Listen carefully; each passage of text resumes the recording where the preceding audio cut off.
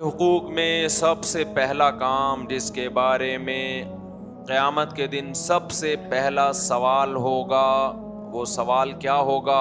نماز کا۔ حقوق العباد میں قتل کے مقدمے اللہ سب سے پہلے دیکھے گا۔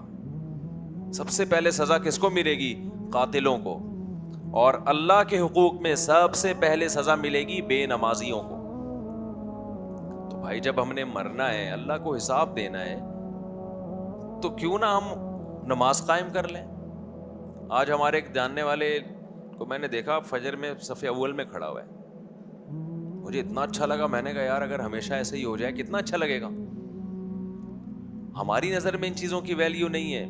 نبی صلی اللہ علیہ وسلم نے فرمایا جو نماز میں صف اول میں ہوتے ہیں، جب قیامت کے دن اللہ کا دربار لگے گا، اللہ کا قرب ملے گا، تو وہاں بھی صف اول میں وہی لوگ ہوں گے۔ اللہ کہے گا جب میں حیا علی الصلاۃ کہتا تھا، آؤ نماز کی طرف، تو یہ میری پکار پر لبیک کہتے تھے، لہذا آج پروٹوکول بھی کن کو ملے گا؟ ان کو ملے گا سب سے زیادہ۔ نماز کو ہلکا مت سمجھو، عمل کو بھی ہلکا مت سمجھو۔ بعض لوگ آتے ہیں ایسے پیچھے کہیں کونے میں بیٹھ جاتے ہیں تاکہ بھاگنے میں آسانی ہو۔ بھائی شوق دکھاؤ اللہ کو اپنا، شوق دکھاؤ اللہ کو اپنا۔ تو نماز کا ضائع کر دینا، سفر ہو یا حضر ہو، یہ صغیرہ گناہ ہے یا کبیرہ گناہ ہے؟ کبیرہ گناہ ہے۔ زنا کرنا صغیرہ ہے یا کبیرہ ہے؟ کبیرہ گناہ ہے۔ بد نظری کرنا کبھی کبھار ہو جائے صغیرہ گناہ ہے، لیکن جو بد نظری کرتے ہیں وہ یا تو کرتے ہیں یا نہیں کرتے۔ لوگ کہتے ہیں نا یار کبھی کبھار ہو جاتا ہے، تو صغیرہ میں کہتا ہوں کبھی کبھار نہیں ہوتا۔ جو بد نظری کرنے والے ہوتے ہیں ان سے کبھی کبھار وہ ٹھرکی ہوتے ہیں ایک نمبر کے۔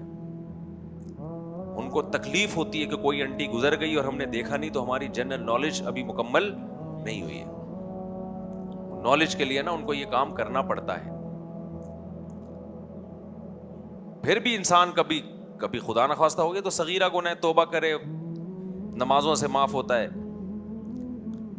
لیکن یہ جرم ایسا ہے جو بار بار کیا جاتا ہے، بار بار، اور صغیرہ گناہ جب کثرت سے کیا جائے تو کیا بن جاتا ہے؟ کبیرہ گناہ۔ آج کل اچھا نہیں لگتا بولتے ہوئے، بار بار ایک لڑکوں میں عادت ہے اپنی خاص سے اپنی خواہش پوری کرنا، کبھی ہو گیا خدا نخواستہ تو صغیرہ ہے، عادت پڑ گئی ہے تو کیا ہے؟ کبیرہ ہے۔ اور یہ کبھی جس کو ہوتا ہے تو وہ جو نہیں کرتا وہ کبھی بھی نہیں کرتا، اور جو کرتا ہے وہ کرتا رہتا ہے۔ چھوڑو۔ تو میں جلدی سے ایک نسخہ بتاتا ہوں کہ جو گناہ کی عادت پڑ گئی ہے، جیسے نماز چھوٹ رہی ہے، بد نظری ہو جاتی ہے۔ دیکھو حج تو زندگی میں ایک دفعہ آتا ہے، وہ بھی ہر ایک پر نہیں ہے، اور مہنگا اتنا ہوتا جا رہا ہے کہ پتہ نہیں کل غریب آدمی کے لیے ممکن بھی رہے گا کہ نہیں رہے گا۔ تو یعنی مالداروں کے لیے بھی پتہ نہیں ممکن رہے گا کہ نہیں رہے گا، اتنا مہنگا ہوتا جا رہا ہے حج۔ ہماری کرنسی ڈی ویلیو ہو رہی ہے نا۔ تو ایک کام کر لو آج، پکا عزم کر لو، بلکہ دو کام ہے تو ایک ہی کام، لیکن اس ایک کام کو کرنے کے لیے دو کام کرنے پڑیں گے۔ وہ ایک کام جو کرنا ہے وہ تو یہ ہے کہ یہ آج سے فیصلہ کر لو کہ زندگی ہم نے کبیرہ گناہوں سے پاک کرنی ہے، ہم ان گناہوں کو لے کے قبر میں نہیں جائیں گے۔ یہ عزم کر لو۔ اس عزم کے کو پورا کیسے کرنا ہے؟ سزا رکھو گناہوں پہ اپنے اوپر۔ بد نظری نہیں چھوٹتی۔ آپ بولو ایک دفعہ کسی انٹی کو دیکھا، چاہے انٹرنیٹ پہ دیکھا چاہے کہیں بھی دیکھا، ایک دفعہ کوئی بھی گناہ کیا تو میں اتنے پیسے صدقہ کروں گا۔ سمجھتے ہو کہ نہیں سمجھتے؟ سزا دو میرے بھائی اپنے آپ کو بے لگام مت چھوڑو کہ جیسے جا رہا ہوں جانے دو اپنے آپ کو۔ نا نا نا نا نا، سزا دو اپنے آپ کو۔ روزہ رکھ کے سزا دو، یا صدقہ کر کے سزا دو، یا نفل نماز پڑھ کے سزا دو، اور سزا پہلے سے متعین کر لو، اس وقت متعین نہیں کرو۔ آپ یہ سزا متعین کرو، آئندہ میں نے کسی عورت کی طرف غلط نظر اٹھا کے دیکھا، ایک ضرورت کی وجہ سے کسی کو دیکھا جاتا ہے، وہ ایک الگ بات ہے۔ آپ دکان میں مال بیچ رہے ہیں، خاتون آئی ہیں، تو وہ تو ایسا نہیں ہو سکتا کہ آپ ادھر ہی دیکھتے رہو۔ یہ کسی خاتون سے بات کرنی پڑ گئی ہے اور آپ کی نیت میں کوئی فطور نہیں ہے, تو اس میں بھی اللہ سے امید ہے انشاءاللہ گناہ نہیں ملے گا. لیکن ایک ہوتا ہے باقاعدہ میں نیت کرتا ہوں دیکھنے کی کہ ہے کیا سامنے, یہ چل رہا ہے آج کل. عید کی نماز کی اتنی لمبی نیتیں نہیں ہوتی جتنی انٹیوں کو دیکھنے کی ہوتی ہیں. تو غلط ہے میرے بھائی. تو جب بھی, کیونکہ یہ جو بد نظری ہے نا, یہ بڑے گناہ کی طرف لے کے جاتی ہے آپ کو. ایسا نہیں ہوتا یہاں اسٹاپ ہو جائے, پھر اگلا خیال آتا ہے, پھر اگلا خیال آتا ہے. تو ابھی سے بریکیں لگاؤ. جب ہو گئی 100 روپے صدقہ کروں گا لازمی, یا 200 روپے صدقہ کروں گا, یا 500 روپے صدقہ کروں گا, جس کو اللہ نے جتنی آمدن دی ہے وہ اس حساب سے کیا کرے گا, صدقہ. اچھا شیطان اس میں ورغلاتا ہے, یار تو صدقہ کرتا ہے, پھر تجھ سے ہو جاتی ہے بے حیائی. کوئی بات نہیں, کرتے رہو گے نا صدقہ, ایک وقت جیب پہ اثر پڑنا شروع ہوگا. تو لگام دو اپنے آپ کو. ماں باپ سے بدتمیزی سے بات کرنا, ماں باپ کے سامنے چیخنا, ثواب کا کام ہے یہ گناہ ہے؟ بچنا لازم ہے نا, تو لوگ کہتے ہیں ہم سے بچا نہیں جاتا. آپ کا باپ بھی بچے گا, اب دیکھنا. جب باپ سے بدتمیزی سے بات کی ہے, جب غصہ ٹھنڈا ہوا, فوراً 500 روپے لے جا کے کہاں ڈال دیے, مسجد کے ڈبے میں ڈال دیے, یا کسی فقیر کو پکڑا دیے. ٹھیک ہے جی, بدتمیزی کی ہے تو اس کا جرمانہ.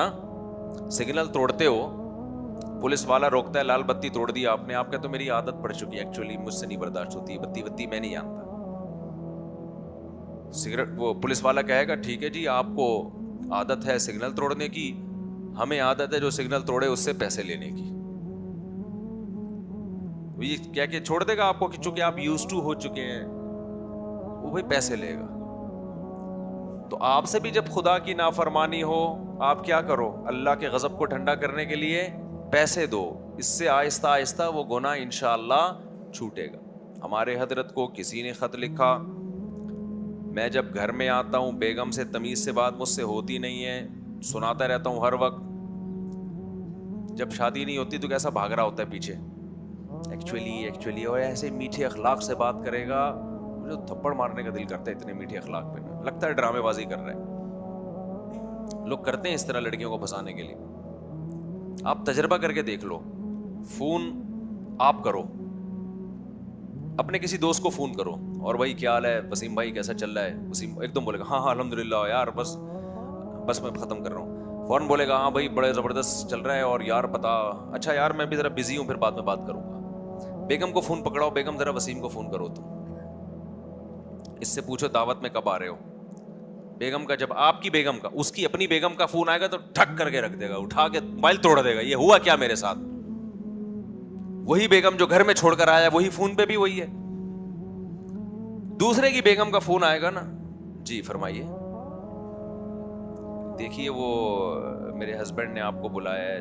اصل میں ایکچولی بات اصل میں یہ ہے کہ ایسا ہے کہ میں آؤں گا انشاءاللہ, میں ضرور آؤں گا.